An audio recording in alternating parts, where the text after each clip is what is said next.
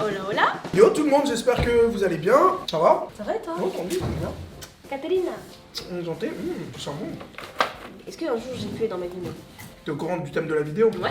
C'est quoi? Les pires anecdotes, les pires expériences dans notre vie. Donc là, on va lire les pires expériences des gens. Bah non, c'est les nôtres. Là, moi, je vais lire les pires expériences des gens. Ah, D'ailleurs, on mais va moi j'ai commencer cru tout de suite. qu'on racontait les nôtres. Ah, t'as des anecdotes sur toi, des Sur expériences? moi, mais pas en couple. Bah, vas-y. Un jour j'étais au ski et t'as vu, il y a les télésièges là. Tu vois, les télésièges qui montent. Tu sais, Attends, tu juste, je me mets à l'aise 2 secondes. Donc, télésièges et tout, je monte. C'est un tire-fesse, non? Ouais, c'est un tire-fesse. Voilà. T'as Ouais, tire-fesse et les Et sièges. voilà, c'est ça, et c'est des tire-fesses, merci de m'avoir repris. Du Donc, coup, j'avais tire-fesses, je sais pas, je fais un peu la belle, je me dis, si j'essaye de lâcher les mains pour voir ce que ça fait. J'ai lâché, je suis tombée, et j'avais tellement honte que j'ai fait genre j'avais fait un malaise. Je suis restée pendant 10 minutes, attends que quelqu'un vienne m'aider. Elle est explosée ton anecdote. Bah ouais, bah va te faire Franchement, foutre. elle est pétée, mais genre pétée, genre. Si, j'en ai une. Vas-y, dis. Un jour, j'étais au collège, non, primaire. Et vas-y, on rendait des contrôles et tout. Et moi, je me suis dit, pourquoi pas la bonne idée d'écrire sur un bout de papier et le cacher dans un contrôle et le rendre à la prof. Ça veut dire qu'elle était en train de regarder tous les contrôles sur son bureau. Et là, elle voit un petit mot. Et là, fin du monde, là, elle dit, non, mais c'est pas vrai. Non, mais qui a fait ça et tout. Et moi, je sais pas pourquoi j'ai eu l'idée conne d'écrire sur un bout de papier, tu vois. Je commence à paniquer et tout, mais je dis rien. Là, elle commence à dire, oui, mais vous savez, je connais des experts qui, avec l'écriture, peuvent reconnaître et tout. Donc, la personne qui a ces dénoms. Attends, la meuf, elle est partie dans un Allez, délire allez, comme ça, elle oh, voulait chercher tu qui sais a quoi, manipulé dedans. dans ma tête, j'ai imaginé expert Miami venir identifier le truc et tout. Bref, du coup, vas-y, je paniquais, mais je disais rien. Et là, quand je vois que la sauce, ça commence à se rapprocher, je me suis dit, si je remettais la faute sur ma meilleure amie. Elle s'appelait Oriane à l'époque. Je suis rentrée dans un truc, j'ai dit qu'elle m'avait manipulée, qu'elle m'avait forcé à écrire ça tellement j'avais retaille ma race. Et un jour, elle appelle mes parents, elle dit, bon, Madame Jnan, Monsieur Jnan, vous avez rendez-vous en fin d'après-midi et tout. Et là, je savais pourquoi c'était. Là, elle me convoque, elle dit, bah, Cyrène, elle a écrit ça, donc on a bien comparé les écritures, c'est les mêmes et tout. Et moi, je commençais à me dire, mais non, c'est pas moi, c'est elle m'a manipulée, elle m'a forcé à écrire ça. Alors que c'était complètement faux, c'était juste mon idée à la con, je sais pas pourquoi. En plus, je l'aimais bien cette prof, tu vois. Ouais. Je sais pas pourquoi je voulais pimenter ma vie. T'as pété les plombs, en fait. J'ai pété les plombs, et jusqu'à aujourd'hui, j'ai jamais dit que c'était faux. Genre, j'ai jamais dit que c'était que mon idée, j'ai toujours accusé la pauvre Ok. vie. Voilà. Ça va. C'est mes idées à la con de primaire. Ok. Bon, moi j'en ai une pour toi là. Pire expérience au lit. Donc je dis pas le nom de la personne parce que vas-y, je préfère préserver l'anonymat. Hein. Alors c'était juste après le Covid pour fêter les nouvelles vacances avec ma mère et mon père. On décide d'aller dans un beau camping. Donc il devait rester 2 semaines là-bas. Et dès mon arrivée au camping dans le car, je rodave un mec trop beau. Donc on s'échange. Il m'a vraiment marqué ça. Hein. Donc on s'échange des jeux de regard, etc., etc. Genre en gros t'arrives au camping. Ouais, ça flirte, Clac. des yeux. Tu connais ces trucs là en mode quand t'arrives en colonie et tout, camping et tout, premier jour t'arrives, tu vois un mec il est frais ou une meuf elle est fraîche, tac. Tu connais petit jeu de séduction qui s'installe. Donc les vacances commencent bien, piscine, accrobranche, tout est dans le camping, tout est bien. Et surtout des soirées spéciales jeunes où on se voyait, etc., etc. Il se lance, il vient, on commence à parler et là l'attirance physique de dingue, on craque, le soir même on couche ensemble. C'était le meilleur coup de ma vie littéralement. Et le lendemain on remet le truc et comme ça plusieurs jours d'affilée. Je s'est mis bien. Franchement, elle s'est mis bien. Hein. Elle est tombée sur un bon boug. Et le dernier soir, mes parents ne veulent pas que je sorte et me demandent de rester au bungalow parce qu'ils veulent qu'on parte. Et là, je vois. Qu'on parle. Ah, qu'on parle, pardon, t'as raison. Et là, je vois le garçon en question et 2 autres adultes rentrer dans notre bungalow. Ouais, c'est chelou. Voilà, ça devient chelou. Donc, au début, je me dis rencontre entre parents, pour l'interrogation, même si je trouvais ça chelou. Bah ouais, c'est rapide. Et là, mes parents m'avouent que le mec en question. Oh, ouais, je viens de lire cette dinguerie. Ah non, c'est vraiment une dinguerie. Ah non, c'est sale. Je viens de lire et c'est sale. J'ai non, c'est pas possible. Et là, mes parents m'avouent que le mec en question, c'est mon frère qu'ils avaient laissé à l'adoption et qu'ils voulaient rencontrer sa famille biologique sans savoir que j'étais en réalité sa sœur. À ce moment-là, je te laisse imaginer le mélange de dégoût, gênance et honte qui se sont passés en moi. Je suis parti en furie du bungalow sans plus adresser un mot jusqu'à mon retour de vacances. Depuis, j'ai quitté la France pour un stage en Corée. Je supportais pas l'idée de le voir aux fêtes de famille, c'était trop pour nous. Mais moi, je me remettrai jamais. Mais est-ce qu'elle l'avouerait à ses parents qu'elle a couché avec son frère? Bah je crois pas, elle dit rien. Hein. Non mais l'histoire de ouf. Mais moi, j'aurais trop aimé avoir le point de vue du mec, genre. Tu sais, c'est à coup, ils se disent, mais en fait, viens, on s'en fout, tu vois, on le savait pas. Ça s'est bien passé pour qu'on remet pas, tu vois. Mais t'es malade ou quoi? C'est ta Russ, cousine. Moi, je sais. En fait, le truc, c'est que, vas-y, ils ont le même lien de sang, on vient de leur dire, mais pour eux, ils se connaissent pas, c'est des inconnus. Ça veut dire qu'ils vont peut-être pas avoir la notion d'en mode c'est des frères et sœurs. T'as capté ce que je veux dire? Non, y a pas de ça, ouais. À partir du moment où on est frères et sœurs, c'est fini. Oh, comment je me sentirais mal. C'est horrible. T'as un frère, toi, en plus. Ouais. Allez, moi, franchement, t'as vu tes vidéos à la con? Je viens plus. On passe à la deuxième Ouais. J'en ai une autre. Alors, écoute, j'espère qu'elle est aussi intéressante que la première. ça faisait quelques temps que j'étais sur Tinder et j'avais vraiment jamais accroché avec une personne. Et pour une fois, là, je vois le profil d'un mec. Je me dis, bon, lui, ça peut être bon, donc on match. Et tout, pardon, j'ai pas la bonne truc, mais Je Voilà, me dis, il lit, mais comme je me dis un bon. CP. Mais non, parce qu'il y a pas de, en fait, il y a pas de virgule, il y a rien en fait. Et regarde, même il n'y a pas de virgule, je lis bien. Vas-y, non. Et pour une fois, je vois le profil d'un mec. Je me dis, bon, lui ça peut être bon, donc on match et tout. Et je précise direct que je cherche rien de sérieux. Je sortais d'une relation longue, je voulais juste m'amuser. Il me dit que lui aussi, il cherche rien. On se donne rendez-vous à l'hôtel, après plusieurs jours à parler. Et vraiment, le mec, c'était celui qu'on voit dans les films, physique de ouf, donc j'étais impatiente. Donc on arrive à l'hôtel, on discute, et ça commence au niveau des prélis, tout se passe bien, et carrément, au moment de commencer l'acte, il se met à quatre pattes devant moi et commence à aboyer, donc là je...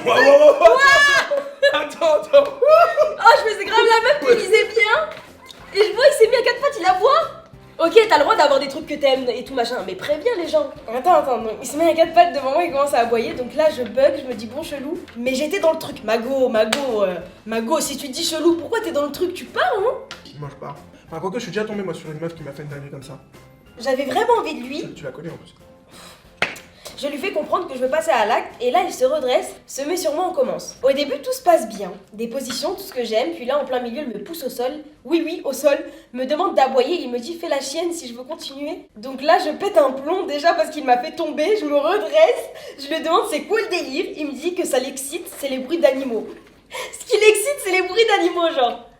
Mais là, elle a dit le chien, mais pourquoi les bruits d'animaux? Alors t'imagines, tu fais le bruit de la chèvre et ça l'excite?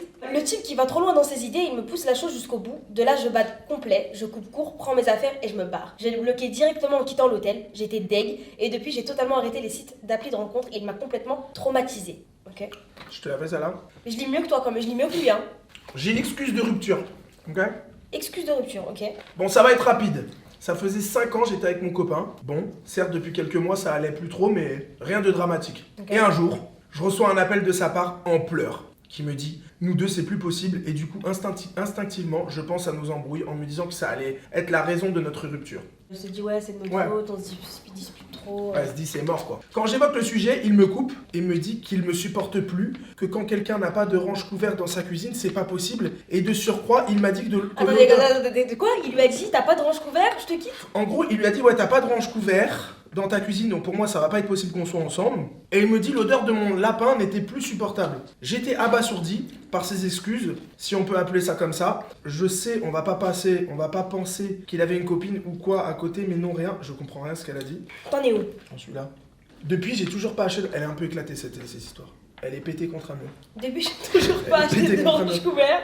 Bref, je me suis fait quitter 5 ans de relation pour un range couvert et un lapin. Mais si, c'est marrant en fait. Elle est Ça fait 50 avec un mec.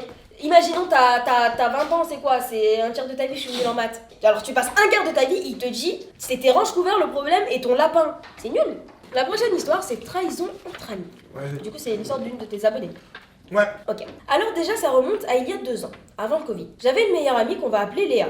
On était meilleures amies depuis le collège, déjà, sachant que j'en ai 24 ans aujourd'hui. Ça se dit? Sachant que j'en ai déjà 24. Sachant que maintenant j'ai tu déjà commences 24. à dire que... Ça se dit ou pas? On voit bien que c'est vraiment des vraies histoires. Hein. C'est pas moi qui les ai Ouais. écrites. On a donc grandi, bref, tout ça, 400 coups et tout le tralala. Donc ça veut dire que c'est une grande amitié, tout va bien entre les deux, best friend quoi. Léa a un cousin avec qui je m'entendais super bien. On se connaissait depuis très longtemps, du coup on était déjà partis en vacances tous ensemble, mais il se passait rien d'ambigu avec lui. Ok, donc elle le voit souvent, mais rien de chelou. Ok. De là, un jour je rencontre un mec sur les réseaux. Mon profil type, discret, beau gosse, pas très réseau, bref, tout ce que j'aime. Un peu moi quoi. Non, t'es narcissique, m'as-tu vu? Arrête de me dire discret. Tu te fous vraiment de ma gueule? Moi je suis narcissique. Bref, j'en parle à Léa, trop contente, elle me dit de foncer. Je commence donc à parler avec ce garçon en question pendant près de 6 mois. C'est beaucoup 6 mois quand même. 6 mois que j'attendais de le voir en vain, mais toujours des excuses sachant qu'on habite tous les deux à Paris. Je parle 2 semaines avec un mec, si je l'ai pas vu c'est qu'il y a un problème. Ça dépend. Hein. Non. Moi, un jour, Attends, t'habites dans la même ville, genre Paris, et genre pendant 6 mois vous voyez pas un peu de personne. Personne fait ça. Bah vous déjà, est-ce que vous avez déjà eu un crush que vous avez pas vu pendant... Non mais si vous habitez dans la même... c'est chelou. Moi j'ai déjà fait. C'est Genre tu vas me faire croire que tous tes gens que t'as rencontrés sur Tinder, tu les as vus? J'ai jamais rencontré quelqu'un de Tinder, j'ai jamais parlé avec quelqu'un de Tinder. J'ai fait exprès pour savoir si t'avais Tinder. Donc, on disait, j'en parlais avec Léa, forcément, j'étais tombée amoureuse de lui. Oui, même en l'ayant jamais vu, je sais. Je m'étais attachée à lui, à nos discussions, son caractère, même si je ne l'avais jamais vu en FaceTime ou téléphone pour entendre sa voix. Naïve? Absolument, c'est ce qu'elle a écrit. J'aime bien comment elle raconte. Léa, elle, de son côté, me rassurait et m'affirmait de ne pas lâcher de continuer. Puis un jour, on était à un resto, entre amis, je prends le téléphone de Léa. Au moment où elle va aux toilettes, pour lui mettre une story avec une phrase mignonne sur son compte Insta. Ok, donc sa pote elle va aux toilettes, elle prend son téléphone, elle va mettre une story. Basique. Je crois que c'est la meuf. Ouais, mais c'est ça, bah oui, on connaît la chute, genre. Et là, le drame. En ouvrant son Insta, je reçois une notif d'un autre compte qu'elle avait, et c'était, comme vous en doutez, le compte du fameux mec. Au début, j'y crois pas, je bug, impossible. Quand elle est revenue, elle a vu son téléphone, déverrouillé, et elle a compris. Donc ça éclate, et ça crie dans le restaurant et tout, ça part vraiment totalement en cacahuète. Et sa seule justification, c'est « Tu es trop proche de mon cousin, tu n'es pas de la famille, et tu le seras jamais, arrête de vouloir nous gratter. » Pourquoi elle lui parle de son cousin? J'ai rien compris là. Bah ouais, en gros c'est ça, elle lui a dit la raison pour laquelle elle a créé le faux compte et tout pour lui parler pendant 6 mois, c'était parce qu'elle pensait qu'elle était trop proche de son cousin. Ah, j'ai capté. En fait, j'explique. Elle, c'est sa pote. Mais comme elle a son cousin qui est un peu en crush avec sa pote, t'as capté? Pour qu'elle lâche son cousin, elle a créé ce faux Mais compte-là. elle était même pas sur son cousin. Bah, peut-être qu'elle a fait une parano, l'autre. Peut-être elle a fait une Mais paralysie du sommeil. Je m'en suis toujours pas remise, finalement quand on dit qu'on te plante un couteau dans le dos, c'est généralement ton ami le plus proche, c'est réel. Je suis tombée en dépression, à la fois par le coup de Léa, mais aussi par le fait que ce mec n'existait pas. Et puis Berk, je suis tombée amoureuse de ma meilleure amie. Quoi? Hein? C'est totalement ce qu'elle a écrit. Depuis, je suis mariée, j'ai continué ma vie sans elle, loin de toute cette hypocrisie amicale. Ah, c'est chaud ça. C'est ambigu, hein. L'autre, elle crée un compte pour l'écarter de machin, de ceci, et à la fin de la fin, celle qui a créé le compte, elle sort avec elle. Non. Celle qui s'est fait piéger est tombée amoureuse de sa copine. Mais, finito pipo, ils ont plus parlé. Ah, ils ont plus parlé. Non. Ah ouais, parce qu'elle est tombée amoureuse d'une âme. C'est incroyable quand même. Moi je pense, Romain, pour la dernière anecdote, tu devrais en raconter une, qui est de toi. Un truc qui t'est arrivé dans ta vie, que tu considères un peu comme l'expérience fail, tu vois. En fait, il y en a plein. Là. Ouais, ça son problème, c'est qu'il y a tellement un catalogue chargé dans son cerveau qu'il sait même pas où choisir, genre. Sur ma dernière relation, ma dernière rupture, ma première folie. Oh, ça, vas-y. Première fois, tu m'as jamais raconté, vas-y. Je peux pas raconter ça. Parce qu'en vrai, il y a des vrais détails chelous, genre. Bah vas-y, on est là pour ça, et ils veulent regarder des trucs comme ça. On t'écoute. Il faut savoir que moi, je l'ai fait tard. Je fais pas partie de ces personnes ou dépucelées à 10 ans ou à 12 ans. T'as fait des trucs, toi? Jamais? Ok. Mais pourquoi c'est moi qui dois être comme ça? T'as vu, je me suis envoyé à 16 ans, 16 ans et demi, déjà. Pourquoi déjà je me suis envoyée? Mais tu veux que je dise quoi? Tu veux que je dise je me suis... Bah la première fois que j'ai fait l'amour, c'était, voilà, je veux que tu racontes comme ça. Bon, vas-y, la première fois que j'ai fait... la première fois, voilà, c'était à 16 ans et demi, genre presque 17 ans. C'était avec une fille... son prénom commence par un C, voilà. Et bref, vas-y, je suis mal à l'aise, ouais, je me fais dire des dingueries là. Mais tranquille, y a rien. Et si tu veux, on est parti dans le studio au-dessus de chez moi, parce que chez moi, forcément, moi, comme j'étais mineur et que j'étais à l'école, je vivais chez mes parents et du coup, je pouvais pas la ramener chez moi. Donc, j'en ai profité pour voler les clés du studio et je l'ai ramenée là-haut. Et donc, on a commencé à faire des trucs, on a fait des bisous. T'étais stressé? Franchement, j'étais stressé, mais tu as vu, je savais pas trop où je mettais les pieds, tu vois. Enfin, où les pieds, enfin, t'as compris le truc, quoi. Et genre, à un moment donné, tu sais que comme dans tous les couples, parfois il y a besoin de lubrifiant. Ok. Voilà, donc moi j'en avais pas. Et pourquoi tu m'expliques ça comme si j'étais une enfant, genre? Et si tu veux, voilà, j'avais pas de lubrifiant et je suis allé dans ma cuisine. Oh non, oh non, j'anticipe déjà. Et j'ai pris de l'huile d'olive. Il n'y a pas eu d'infection, rien. C'était cool. Ça faisait un peu de bruit, mais c'était cool. Mais ça va, j'étais jeune, je savais pas. Qu'est-ce que tu veux faire? Est-ce qu'elle aimait l'huile d'olive déjà? Mais on savait pas ce qu'on faisait. Tu sais, nous dans la tête, on a 16 ans, on se dit bah vas-y, viens, on fait ça. Mais tu fais pas en fait, tu fais pas. Mais pourquoi? J'étais excité là, tu sais. Bete Zidzitoun. Bah attends, il y en a qui... Oh, je vais t'appeler Zidzitoun. Je vais l'appeler Zidzitoun. Il y en a qui prennent de l'huile de... Il y en a qui prennent de, je sais pas moi, du miel, il y en a qui mettent du Nutella. Voilà. Bon, bah ZZ, tu signes la fin de cette vidéo. Dis Siri, appelle Zidzitoun. Est-ce que ça vous est déjà arrivé un truc comme ça, franchement? Ah ouais, ça, je veux savoir ça par contre. Moi j'aimerais bien savoir s'il y a des gens à qui c'est arrivé. Moi je connaissais un mec, je sais pas si ça va être banni. Mais... Allez, non, c'est la fin de cette vidéo. Je pense que le Zidzitoun en vrai, c'est... Les escalopes de dinde, ça te donne pas l'étrange. Sur ce, c'était une super vidéo. J'espère que bah là on a partagé avec vous nos pires expériences, on a lu les vôtres. Et franchement c'était...